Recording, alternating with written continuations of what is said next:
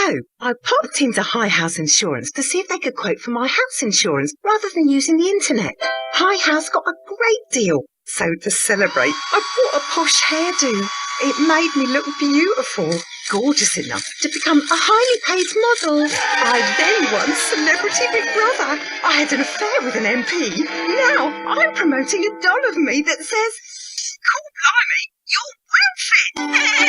Happy things happen when you talk face-to-face with High House Insurance. See if we can beat your home insurance quote from the internet. Find us on the High Street, Selsey, or call 606 552. Hello, welcome to Manhood Internet Radio. I'm Tony Weiner, your host for the show. We start the podcast this week with Alison's review of what's on in the area, and that will be followed with the answers to last week's quiz. Our gardening expert David Gaunt gives us some more great gardening tips, and we will then finish the show with our Mr. Quiz Kevin, who poses another set of brain teasers. Okay, so let's start the show, and it's over to Alison for a roundup of what's on in the area.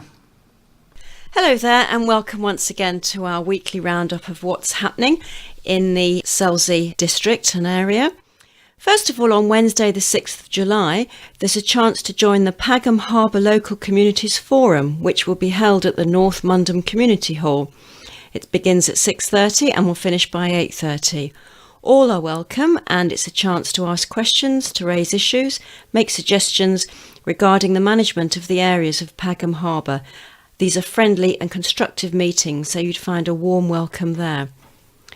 On Thursday, it's the new Peter and David musical afternoon. This kicked off last month, and their second is going to be held at the Methodist Church Hall in the afternoon at 3 o'clock until 5 o'clock. Peter and David are a very talented musical duo covering piano, accordion, bass and percussion. That would be a really good afternoon. There's tea and biscuits as well, £4 each person for an entry fee. There's a chance to sit and enjoy the music, sing along or dance as you wish. They do jazz, Latin, French and so much more. A musical afternoon on Thursday.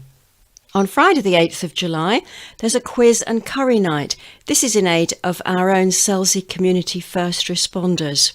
And it won't just be curry, there will be an alternative and a dessert. Entry fee is £6.50 and that will include food, and you're welcome to arrive from 7:30 onwards. That's to be held at the Selsey Club on Cox's Road. The next day, Saturday, there's an al fresco painting day with Jerry Ferronda to be held at St Wilfrid's Church Hall between 10 o'clock and 4 o'clock. That will cost £20 and it's an art stream event. So that's Saturday, a painting day. Also on Saturday in the afternoon, for perhaps younger members of society, the Seal Primary Academy are holding their summer fair. As usual, there'll be lots of stalls and games, plus owls about town and a chance to meet the local emergency services. That's the Seal Primary Academy fair on Saturday. Also on Saturday, there's a chance to have a look at butterflies. If you join the butterfly workshop, you can prepare yourself for the big butterfly count in 2016. This workshop will be looking at ecology and how to identify different species and sexes before spending time on the reserve putting these new skills into practice. This will be held at the Pagham Harbour Visitor Centre, beginning at 10 o'clock. Booking is essential for this. The number 641508. The cost is £12 per person or £9 if you're an RSPB member. Don't forget though, it's butterflies, not birds on this occasion. On Sunday, the next day, also at Pagham, someone to guide you. If you're uncertain of what bird is what, the RSPB guides will be on hand at the church, Norton Hyde, in Pagham Harbour to help you spot and identify the wildlife that you see. Now this event is free. You can drop in between 11 o'clock and 2 o'clock. Also on Sunday, Selsey Football Club are having a signing on and fun day between 12 noon and 5 o'clock. You can come along and enjoy a great family day. That's Selsey Football Club on Sunday. On Monday the 11th, Movie for Memories are showing High Society at 1 o'clock in the Town Hall. Lunch and a film for senior citizens. Booking is essential for this event. Phone 201 616 or you can ask at the Chelsea Information Exchange, Penny Lane. That's being sponsored by High House Insurance from the High Street. High Society. Moving across now to what's happening over in Bracklesham this week. The big event this week is it's their film night. That's at 7:30 on Thursday. And if you missed the viewing of Dad's Army in Chelsea, now's your chance to go along and catch up with that. That'll be 7:30 on Thursday. Of course, Bracklesham has its normal roundup of events. Let's have a look at what happens regularly on a Wednesday. There's table tennis. You just drop in and play. That's for adults only, at the barn between 10 o'clock and 12 o'clock. Also in the morning, there's CBT motorcycle training between 9 o'clock and 11. Then there's Gyro Kensis with Jen at Bracklesham Barn between 11 and 12. If you fancy something a little more exotic, there's belly dancing with Step Inside. That's held from 1 o'clock until 2 o'clock, followed by short mat bowls from 2 until 4. Later in the early evening, there's Zumba with Louise. That's at 6:30 and lasts for 1 hour. On Thursday at the barn, there's the Busy Bugs Toddler Gym. That's from 9:15 until 12:15, so that should wear them out for the whole of the morning. There's also a Keep Fit class at East Wittering Village Hall. That's held between 2 and 3 in the afternoon. At the Witterings Medical Centre, there's an event called Stitch and Yarn from 10:30 until 12:30 on Thursday. You can also join in with Knit and Natter. That's held at the East Wittering Library between 10:30 and 12:30. So plenty going on Thursdays. There's also the Witterings Master Art Group between 10 and 12 to be held at the West Wittering Memorial Hall. And there's the West Wittering Short Mat Bowls.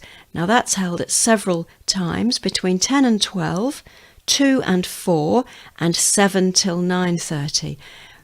All the events are held at the West Wittering Memorial Hall. If you're interested, you need to call Maggie. She can be contacted on 673 231. That's Maggie on 673 231. On a Thursday for the youngsters is a Junior Youth Club. That's for 8 to 12-year-olds to be held at the Youth Centre between 5 and 6:30. Now that's followed by the Senior Youth Club. That's for 12 to 17-year-olds and that begins at 6:30 and finishes at 8:30. There's a kids art group with Anita at Bracklesham Barn from 4:30 until 5:30. And later on that evening there's an open mic night at the Pond Barn at 8 o'clock. So that's it for this week. Hope you find plenty to do and we'll catch up again next week. Bye for now.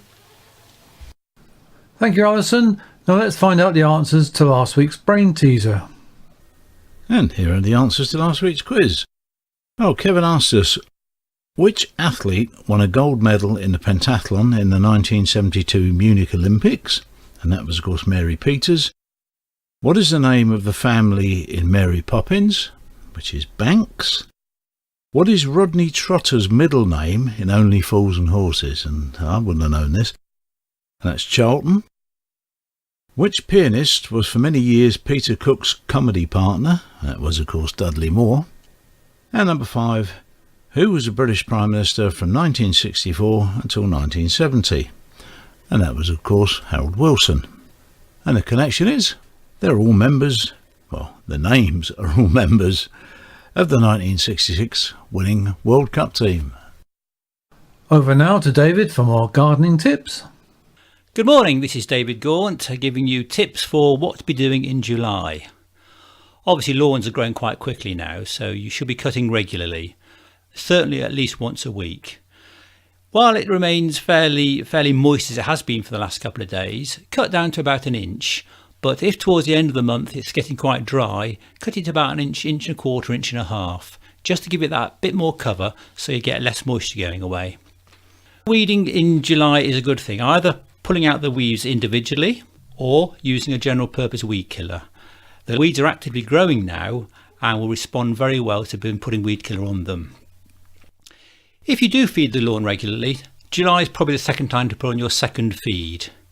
Not too much high nitrogen, but quite a bit of potash, of the NPK, the K of the potash, just to ensure you get plenty of regrowth.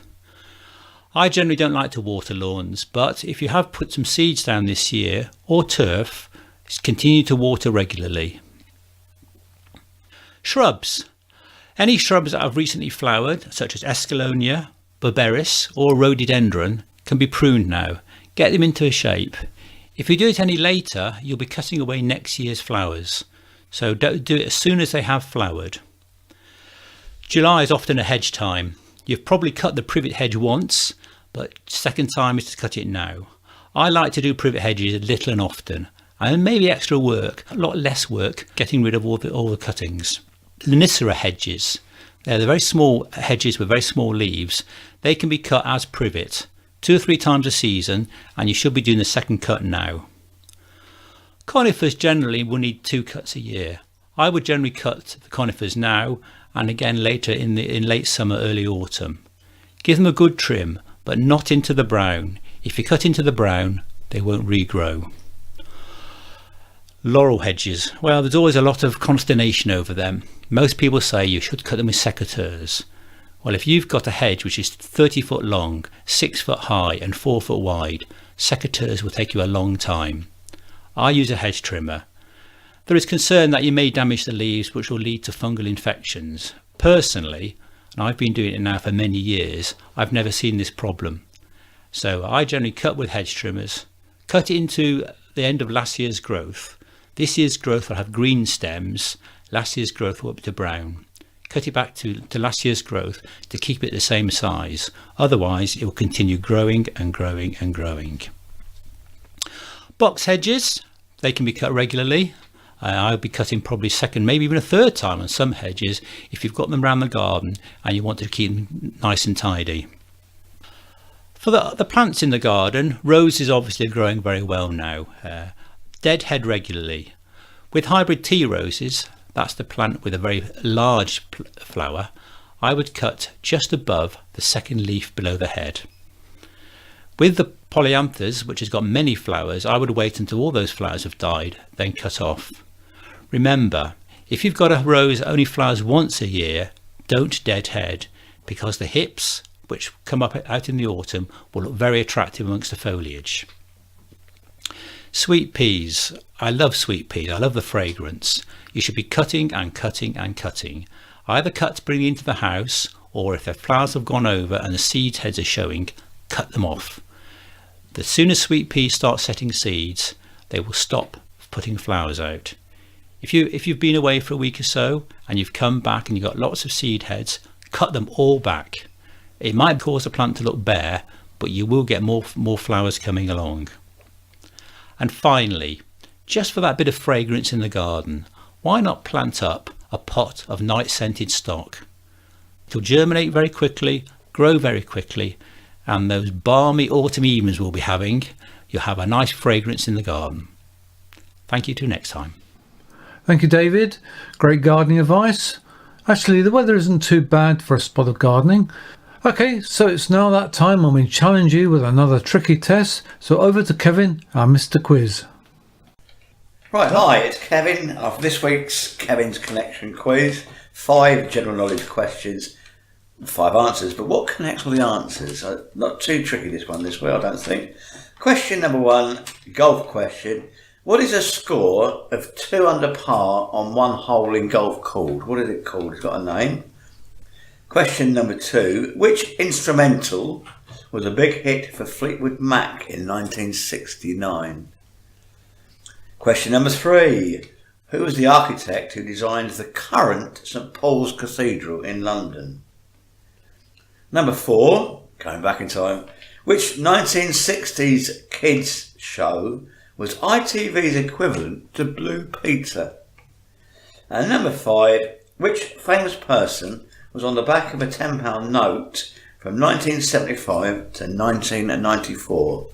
What is the connection to all the answers? That's your lot for this week. The answers will be following later on. Good luck with the quiz. So we have reached the end of this week's show. It's thanks to all our contributors, including Local Life magazine, our sound editor John Mallett, our presenters Alison, Kevin and David, not forgetting of course our producer John Fletcher. So it's goodbye from me, Tony Weiner, until next time. Bye.